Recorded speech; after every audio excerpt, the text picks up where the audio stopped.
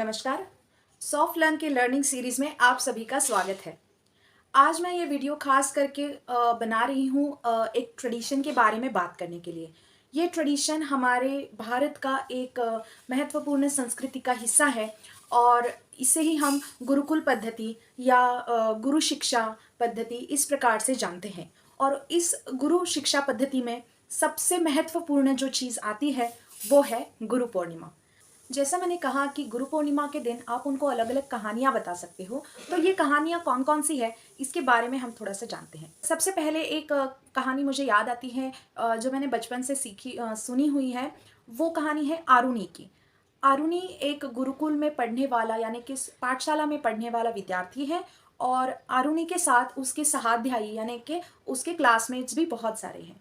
तो ये सारे क्लासमेट्स उनके गुरु का यानी कि उनके टीचर का सारा बात मानते हैं। जो भी टीचर बताते हैं, जो भी काम बताते हैं दिन भर में, वो काम करते हैं। साथ ही साथ शिक्षा ग्रहण करते हैं यानी कि जो पढ़ाई है, जो उनका कुछ पाठ्यक्रम है उसको भी वो पूरा करते हैं, उस सिलेबस को भी पूरा करते हैं। तो उसमें अलग अलग टास्क उनको दिए जाते हैं। जैसे या स्कूल में, प्री स्कूल में हमें राइटिंग टास्क दिया जाता है या कुछ ड्राइंग के टास्क दिया जाता है। उसी के साथ आप कुछ एक्टिविटी करते हो। तो ऐसी ही एक्टिविटी टास्क पुराने ज़माने में भी पाठशालाओं में होते थे।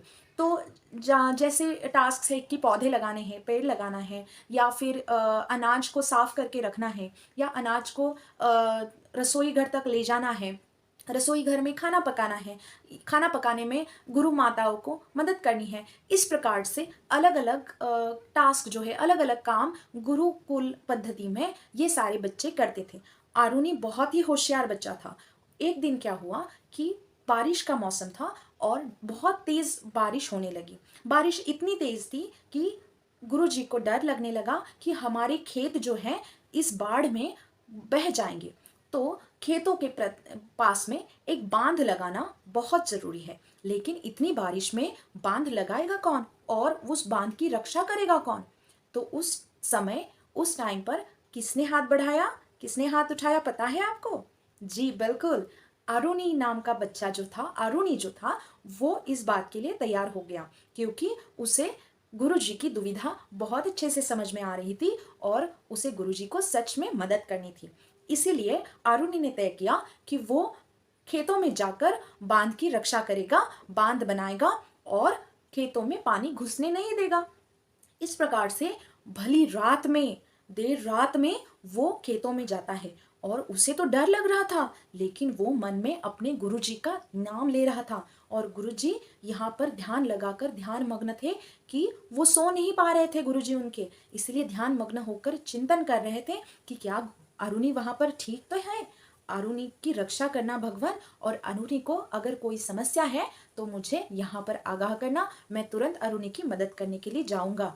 इस प्रकार से गुरुजी भी आत्मबल के साथ आरुणि के साथ में थे। तो आरुणि को भी ये पता था कि हमारे गुरुजी ने जो काम दिया है वो काम कभी भी असफल यानी कि कभी भी इनकम्प्लीट या फेल नहीं हो सकता, क्योंकि उसे भी गुरुजी की बातों पर उतना ही भरोसा था। तो to be a good student, आपको भी आपके टीचर की बातों पर भरोसा भी रखना चाहिए। फिर आरुणि ने जब खेतों में गया तब देखा कि सब जगह पानी ही पानी है और आरुणि बेचारा सिर के ऊपर एक छाता लेकर खड़ा था, लेकिन वो पूरा भीग गया था क्योंकि बारिश बहुत तेज थी, उसके साथ हवाएं भी चल रही थी। आरुणि ठिठुरते हुए, कांपते हुए उस बांध की रक्षा करने लगा। बांध कहीं से टूटा तो नहीं है, बांध के ऊपर जो रखे हुए बोरे हैं, जो मिट्टी के बोरे हैं, वो ठीक तरह से रखे हुए हैं ना। ये सब देखते देखते क्या हुआ कि आरुणि को एक जगह से वो जो बांध था वो टूटा हुआ नजर आया। तो उसे समझा नहीं कि अब मैं क्या करूं, वहां से तो पानी खेतों में घुस जाएगा। लेकिन फिर आरुणि ने ऐसा किया कि वहीं पर जो बिखरे हुए बोरे थे वो मिट्टी के बोरे उठाए और उन मिट्टी के बोरों को पीठ लगाकर वो बांध के ऊपर सो गया, जिससे कि मिट्टी के बोरे वहां से हिले नहीं। और पूरी रात आरुणि वहां पर भीगता रहा। जब सुबह हुई, बारिश रुक गई और आरुणि फिर भी घर पर लौट नहीं आया था, गुरुकुल में लौट नहीं आया था, तब खुद गुरुजी आरुणि को देखने के लिए खेतों तक गए और उन्होंने देखा कि आरुणि अपने खेतों के बांध पर सो रहा है। जब आरुणि को उन्होंने हाथ लगाया तब उसका शरीर तप रहा था, बुखार से बेचारा तड़प रहा था। गुरुजी को उसकी बहुत दया आई। गुरुजी ने अरुणि को उठाया। वो इतना छोटे बच्चे की तरह था कि गुरुजी ने उसे हाथ में उठाया। बाकी शिष्यों की मदद से, यानी कि बाकी स्टूडेंट्स की मदद से उन्होंने उसे आश्रम में लेकर आए, यानी कि स्कूल में लेकर आए, पाठशाला में लेकर आए और उसे सुलाया। वहां पर उसके लिए दवा का इंतजाम किया। दवाई देकर अरुणि को गर्म कपड़े पहनाए। उसी के साथ अरुणि की बाकी स्टूडेंट्स ने बहुत सेवा की और गुरुजी ने बताया कि अरुणि जैसा जो स्टूडेंट है, अरुणि जैसा जो मेरा शिष्य है, वो जरूर बहुत महान काम करेगा, बहुत बड़ा होगा, क्योंकि उसने मेरी बात मानी, मेरा बात का सम्मान किया। उसी के साथ बिना डरे वो अपने काम पर डटा रहा।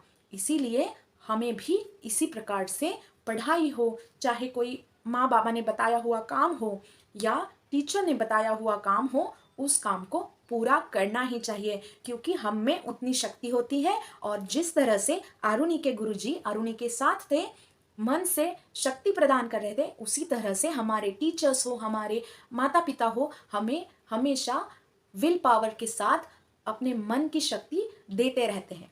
तो हमें कभी भी डरना नहीं चाहिए और अरुणि जैसा एक अच्छा शिष्य, अच्छा स्टूडेंट हमें बनना चाहिए। अरुणि ने आगे चलकर मेटाफिजिक्स, जो आज की भाषा में हम बोलते हैं, उस मेटाफिजिक्स के बारे में बहुत सारा अध्ययन किया। उनके कुछ नोटेबल वर्क्स जो है उसमें 3 एलिमेंट्स और आत्मन के बारे में उन्होंने ज़्यादातर से अध्ययन और रिसर्च किया हुआ है। तो ऐसा जो व्यक्ति है, ऐसा जो अरुणि है, उस अरुणि की तरह शिष्य यानी कि गुड स्टूडेंट हमें हमेशा बनना चाहिए।